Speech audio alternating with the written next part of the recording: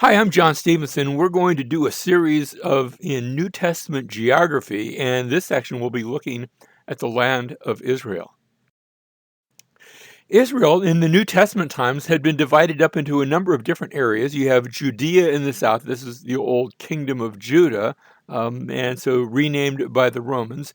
Samaria, as you move your way north, and still further north of that is Galilee. Notice right by the Sea of Galilee.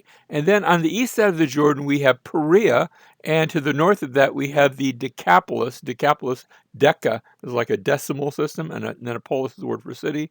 So this is the 10 cities. They were actually 10 largely Greek cities on that side of the Jordan. So let's take a look at the Jordan River. Now, if you go there today, it's the dividing line between two countries, between the country of Israel and the country of Jordan, and you notice a lot of wire and fence. The Jordan River itself, here we're at the upper reaches, just right after it comes out of the Sea of Galilee. This section, just because of I guess the politics, is all in Israel, so the fences have been taken away. And you can see the Jordan is not all that big of a river. It's rather just a large creek that flows down from the Sea of Galilee all the way down to the Dead Sea. As it flows further south, eventually there will be other creeks, other streams flowing into it, which will tend to make it a little bit bigger, especially in the rainy season. However, that's not happening that much these days because a great deal of that water is moved off for purposes of irrigation. And that's a good thing because they're using it to grow things and to provide food for people.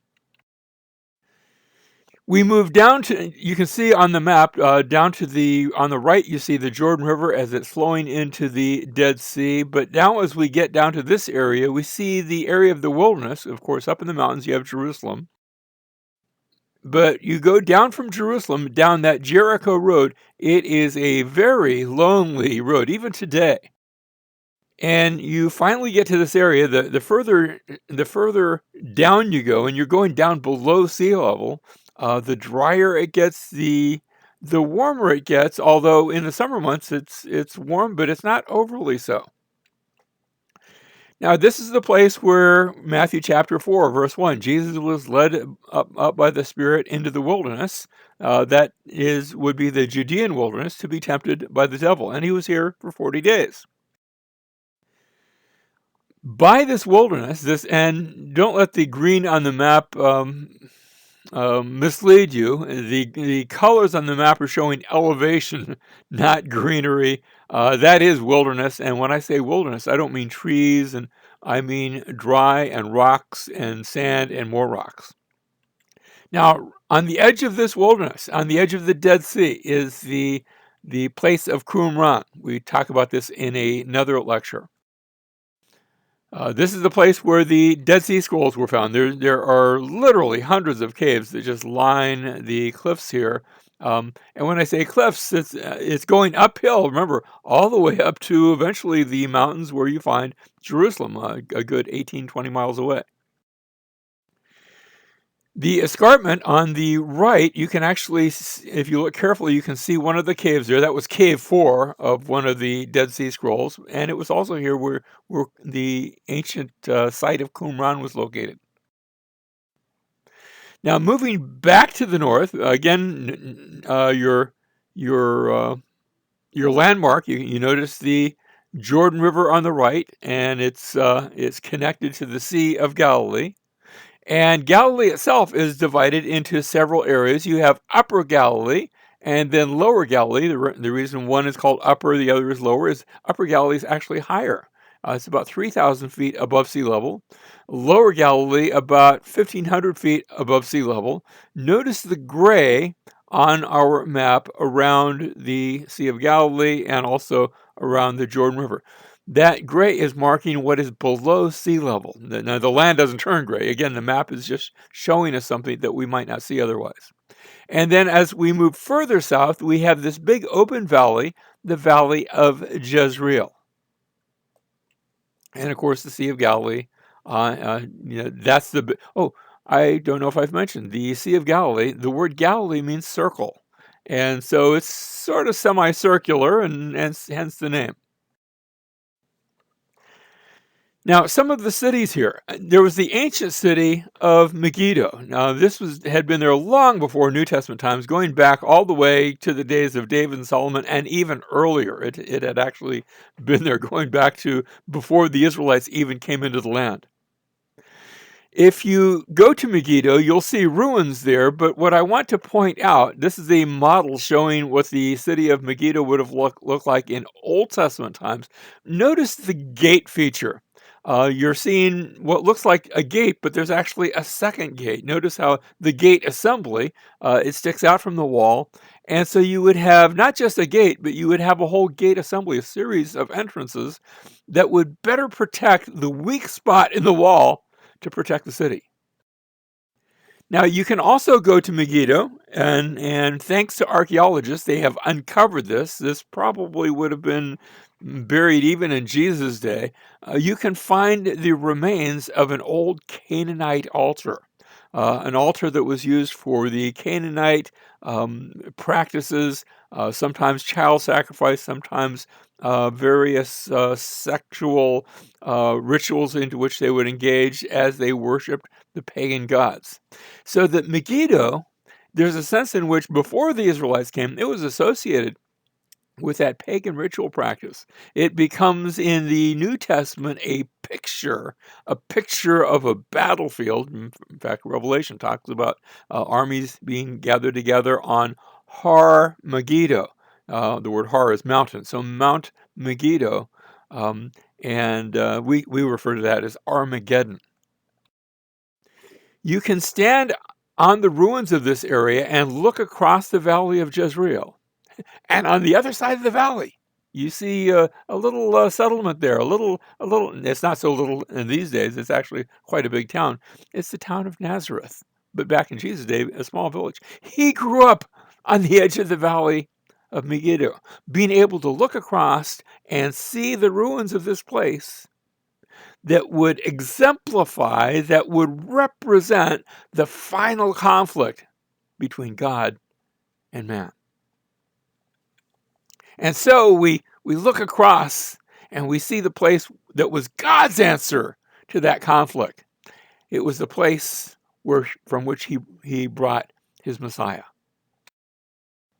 Now, moving from Megiddo, like I said, you look across the valley. You can see Nazareth right on the edge of the valley. You can go there today, and of course, it's a good-sized town. But there's a place called the Nazareth Village, where some folks they went and did the archaeology right smack in the middle of the town. And they found that this was a portion that did have first century ruins. And so what they've done after doing all the archaeology, they reconstructed a village there that makes it look as it would have looked in the first century. And it's a delightful thing to walk through and see Nazareth Village. I heartily recommend a visit there if you ever go there. Close to Nazareth, about 4 miles, 3 or 4 or 5 miles to the north, you have the village of Sepphoris. Now, Sepphoris wasn't just a village. Sepphoris was actually a good-sized city. Nazareth, a little tiny place. Sepphoris, much bigger. Here is the theater that we found in Sepphoris. Now, when you say theater, the Jews didn't have a theater, not normally. And so this tells you that there was a Gentile presence in Jewish Galilee. You find things like mosaics. Again, the Jewish people didn't normally go in for pictures of people. You might have pictures of designs, and you might even eventually you're going to see that where they would have different astrological designs. You say astrology, they weren't supposed to be doing that. Well, they looked at that as the picture of God making the heavens. They weren't trying to be pagan about it, but God did put the stars up there, and they have certain patterns, and the Jewish people recognized it, and they wanted to use that to give glory to God. Now we move over to the Sea of Galilee. We would call this a lake, but to the Jewish mind, a big body of water like that, they refer to that as a sea. It's interesting. Matthew, Mark, and John all speak of the Sea of Galilee. Luke only refers to it as a lake because he was well-traveled. So here we are, the Sea of Galilee, and of course there's the city of Tiberias, which was the seat of government for the local area, for the region of Galilee. This is where Herod Antipas had his headquarters. But Jesus didn't go there. Instead, we see Jesus at the village of Capernaum. Now, here's an overview of Capernaum. Again, the archaeology has been done. The ruins are there. You're looking at the lower, sort of central, a little bit to the lower right. You can see the ruins of the synagogue. Let's go down there. Here's the synagogue at Capernaum. This synagogue is dated to about the 3rd century AD, and so this particular synagogue wasn't there when Jesus was there. However, if you look down by the foundations of the synagogue, you can see below it there is a series of black stones. This is the 1st century synagogue.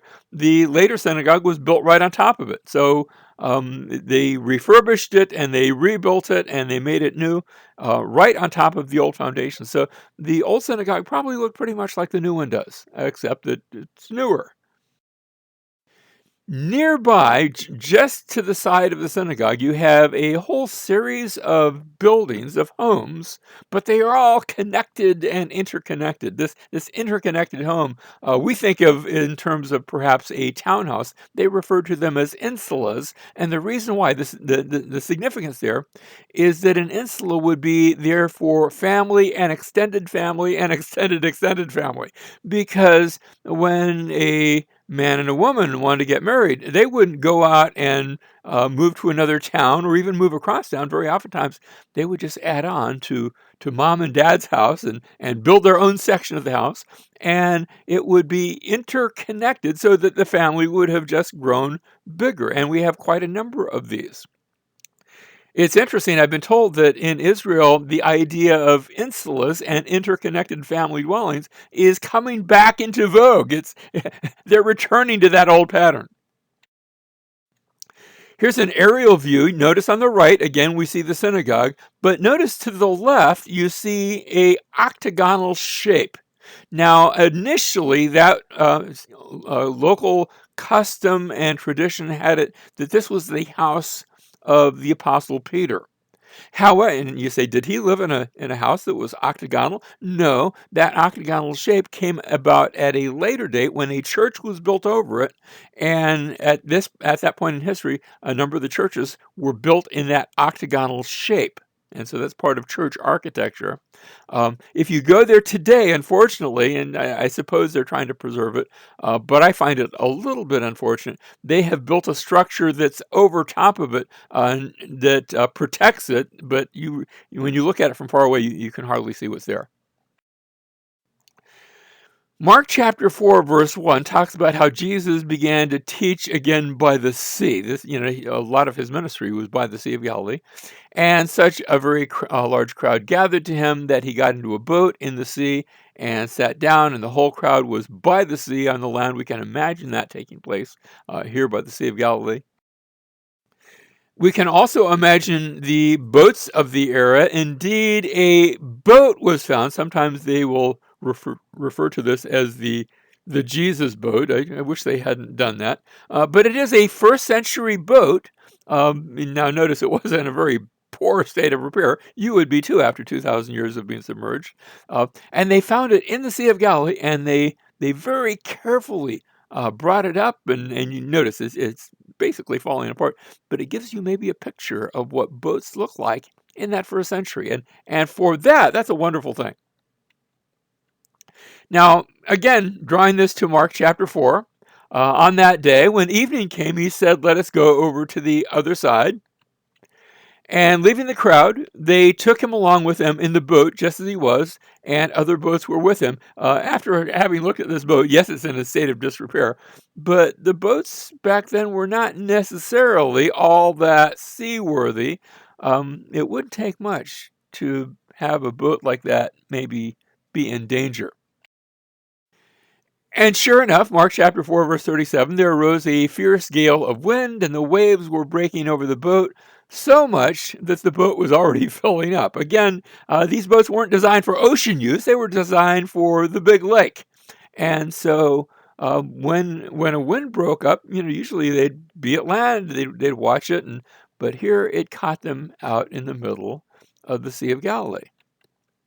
And Jesus himself was in the stern, asleep on the cushion, and they woke him and said to him, "Teacher, do you not care that we are perishing?" And he got up and rebuked the wind and said to the sea, "Hush, be still." And the wind died down and it became perfectly calm.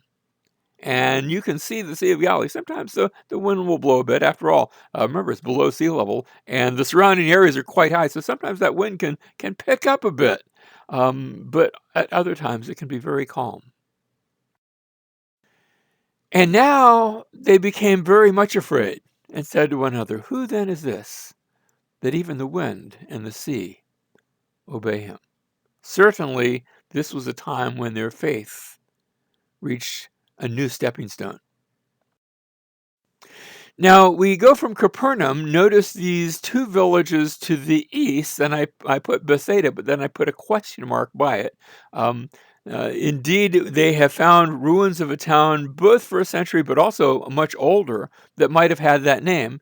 But the latest thinking seems to suggest that perhaps it was not Bethsaida, but rather modern day El Araj, which was the old biblical Bethsaida. The word Bethsaida just means house of fish. And it might have been that you had two different areas with the same name, sort of like where I live. We've got a city nearby called Fort Lauderdale, and then there's another city called Lauderdale Lakes, and another city called North Lauderdale. And they're all reasonably close to one another. And the name is borrowed from the different places. Well, we read that Philip was from Bethsaida, the city of Andrew and Peter, and said they were from the city. Was it the one that's about a mile or so inland? Is it right on the edge? We don't really know, and so I'm not going to say. But taking them with him, he withdrew himself. This is at one point, Jesus leaves the crowds, leaves even Capernaum, and goes to Bethsaida. Now, this is the Bethsaida, the one that's actually quite a bit older. It goes back to the time of the Old Testament period. So it had been a village there for quite some time. Not just a village. Notice there's even city walls there. There's also found a mosaic that of notice looks like a basket, fish, bread. The mosaic probably dates to a period after Jesus and may be made to commemorate something that took place in this general area where Jesus fed the 5,000. Now, here's our map again. I wanted to just get our bearings. We had Judea, Samaria, and Galilee, but we're going to go from Galilee actually north, following from the Sea of Galilee, and we're going to go to the upper reaches of the Jordan River.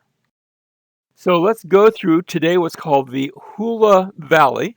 And this valley extends northward. It used to be a swamp area back in Jesus' day. It's been drained now, and it's used for farming. And here we're finding the upper reaches of the Jordan River. At this point, the Jordan River, we're near the headwaters where it flows down from the Mount Hermon.